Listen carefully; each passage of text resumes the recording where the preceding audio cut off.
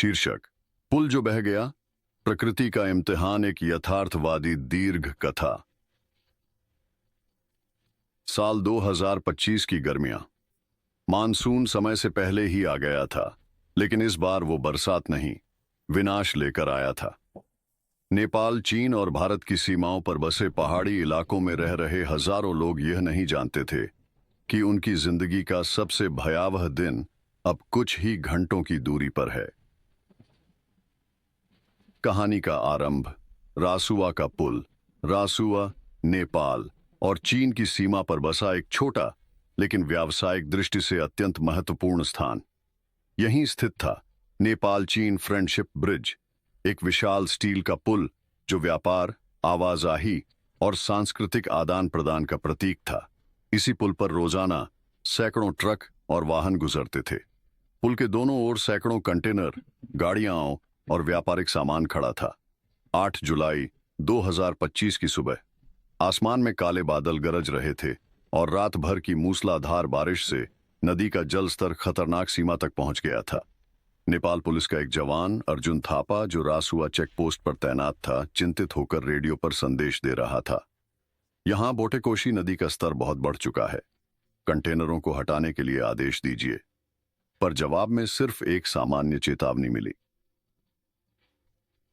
पुल का टूटना और सब कुछ बह जाना। दोपहर होते होते बोटेकोशी नदी का जलराशि नियंत्रण से बाहर हो गई। एक जोरदार धमाके जैसी आवाज के साथ पुल के मध्य स्तंभ में दरार आई और देखते ही देखते पूरा पुल तेज बहाव में टूटकर बह गया। पुल के साथ सैकड़ों ट्रक, ड्राइवर और पुलिसकर्मी भी नदी में समा गए। चीनी ट्रक ड्राइवर मी लिंग और नेपाल के लामा नामक ड्राइवर उस दिन अपना सामान लेकर पुल के किनारे इंतजार कर रहे थे। दोनों में दोस्ती थी, भाषा अलग थी, पर मानवीय रिश्ता गहरा था। लामा ने मी लिंग की ओर देखा और कहा, भाई, आज ये नदी कुछ और ही कह रही है। बच जाए तो समझना खुदा का करिश्मा है। बचाव अभियान और बेबसी। नेपाल की सेना और पुलिस ने तुरंत हेलीकॉप्टरों की मदद से बचाव कार्य शुरू किया। 55 लोगों को सुरक्षित निकाला गया, लेकिन 18 लोग अब भी लापता थे। इनमें से अधिकतर वे ड्राइवर थे जो सीमा पर सामान लाने ले जाने का काम करते थे। लापता लोगों में 3 पुलिसकर्मी, 6 चीनी नागरिक और 9 नेपाली नागरिक शामिल थे। प्रधानमंत्री के पी शर्मा ओली स्वयं हेलीकॉप्टर से घटनास्थल पर पहुंचे और कहा, यह एक भीषण त्रासदी है, हम हर संभव सहायता प्रदान करेंगे। का दुख। हिमाचल की कहानी। इधर भारत के हिमाचल प्रदेश में भी वही आपदा दस्तक दे चुकी थी। लगातार बारिश से वहां के पहाड़ी इलाके ढहने लगे।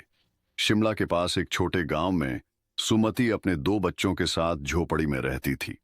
वह हर रोज की तरह बच्चों को दूध पिलाकर खेत में जाने की तैयारी कर रही थी कि अचानक जमीन कांप उठी। पहाड़ से भारी मात्रा में मिट्टी और पत्थर झोपड़ी पर आ गिरे। सुमति की चीखें दूर तक सुनाई दीं।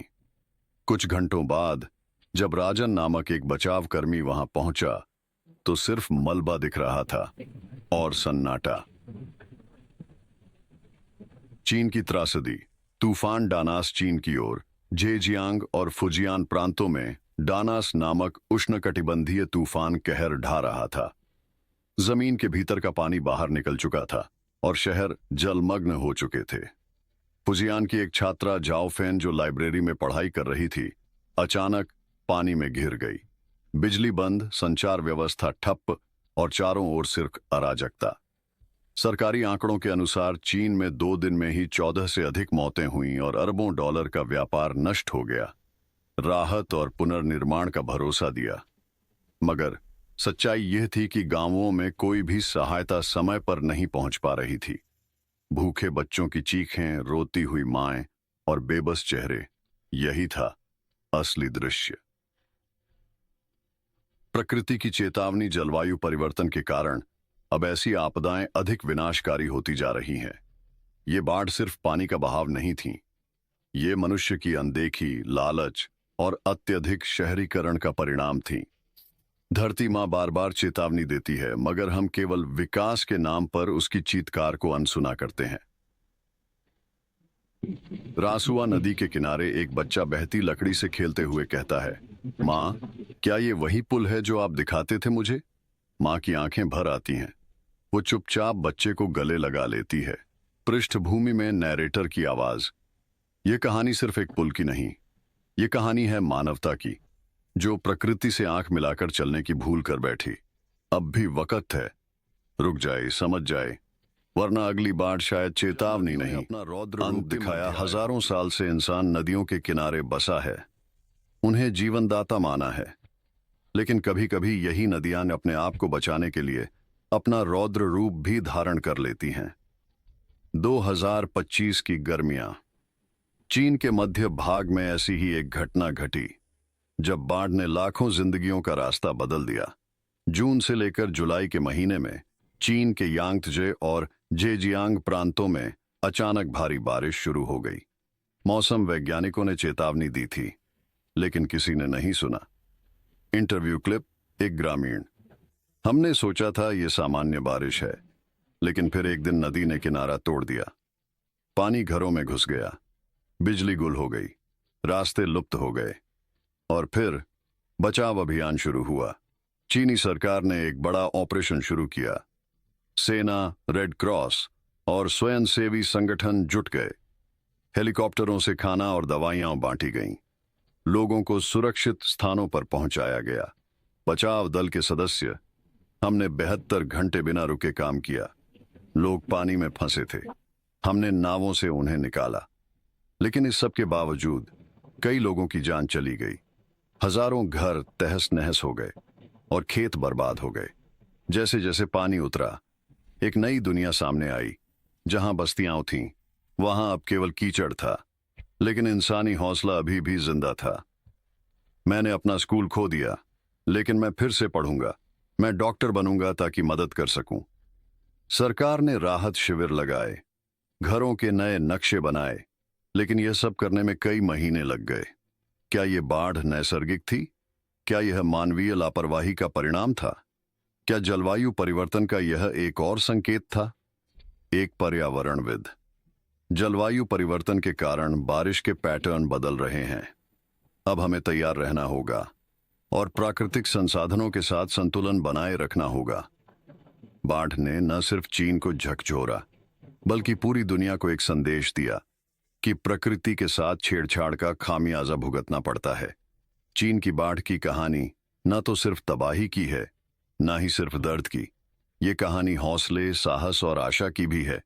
जहां एक तरफ प्रकृति ने अपना गुस्सा दिखाया, वहीं दूसरी तरफ इंसान ने अपना सर ऊंचा किया और फिर से जीवन जीना शुरू कर दिया। अंतिम म्यूजिक, उम्मीद भरी धुन। इसलिए याद रखिएगा कि तबाही के बाद भी जिंदगी जारी रहती है और आशा कभी नहीं। मौला मौला मौला मौला मौला मौला मौला। आमाल देख कर हम गर्दन झुका के रोए, आंखें छुपा के रोए, आंसू बहा के रोए। आमाल देख कर हम गर्दन झुका के रोए, आमाल देख कर हम गर्दन झुका के रोए। रुख जिंदगी का मोड़ा आए खुदा के दर पर, रुख जिंदगी का मोड़ा आए खुदा के दर पर।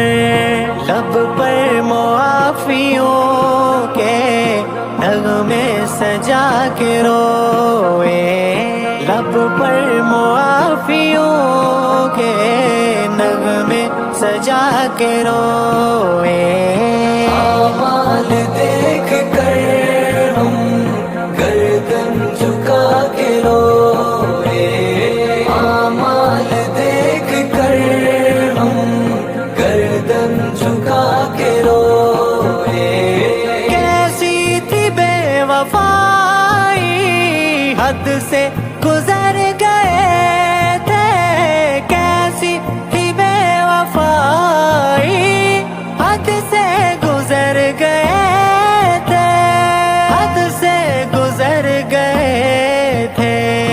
रब को मनाए कैसे हम गिड़गिड़ा के रोए, रब को मनाए कैसे हम गिड़गिड़ा के रोए। आमाल देख कर हम गर्दन झुका के रोए, आमाल देख कर हम गर्दन झुका के रोए। चाहत में इस जहां की क्या क्या गवा दिया है, चाहत में इस जहां की क्या क्या गवा दिया है। दुनिया की दौड़ में, हाँ, दुनिया की दौड़ में हम खुद को हरा के रोए, दुनिया की दौड़ में हम खुद को हरा के रोए। आमाल देख कर हम गर्दन झुका के रोए, आमाल देख कर हम गर्दन झुका के रोए। दुख दर्द में खुशी में आंसू की थी रवानी, आंसू की थी रवानी। दुख दर्द में खुशी में आंसू की थी रवानी, आंसू की थी रवानी। नाराजगी में रोए, रब को मना के रोए, नाराजगी में रोए, रब को मना के रोए। आमाल देख कर हम गर्दन झुका के रोए, आमाल देख कर हम गर्दन झुका के रोए। मौला मौला मौला मौला मौला मौला मौला।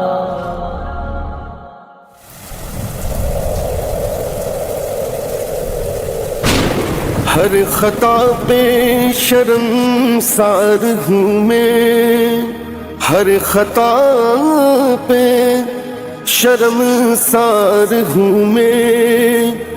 ऐ खुदाया गुनाहगार हूँ मैं, जान कर भूल कर जो किया है, जान कर भूल कर जो किया है पता मुझे को इसकी सजा है। मौला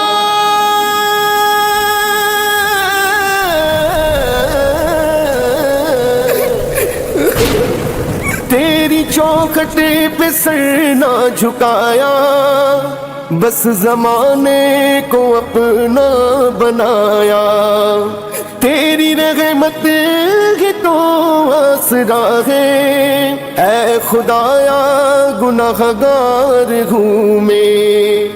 हर खता पे शर्मसार हूँ मैं, ऐ खुदाया गुनाहगार हूँ मैं। नेकियों से मुझे जोड़ दे तू, फिर मेरा रुख इधर मोड़ दे तू।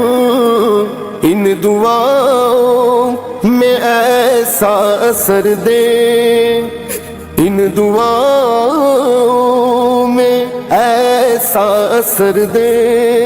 है खुदाया गुनाहगार हूँ मैं। मौला